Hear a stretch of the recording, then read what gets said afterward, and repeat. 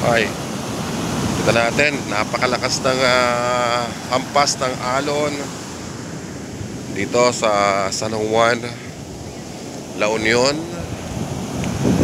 Talaga may tuturing itong lugar na ito, surfing capital of the North. Pero wala tayong nakikita nagsusurfing dito.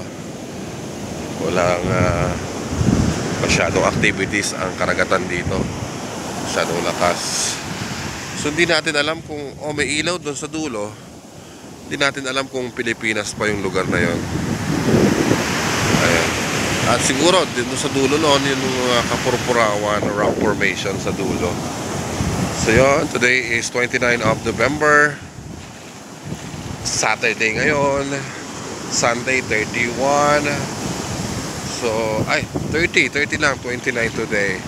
O tama, tomorrow is 30. So Monday ay December 1 na, mga BFF. So yun, I hope ang bawat isa ay okay, masaya,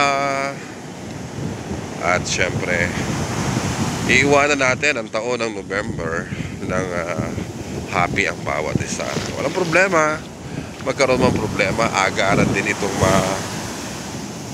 malulutas, pagagawa ng mga para-paraan. Ganun talaga ang buhay. So maraming salamat sa buwan ng December, buwan ng November. So ilang araw na lang, 24 days na lang pagdating ng Monday ang Pasko.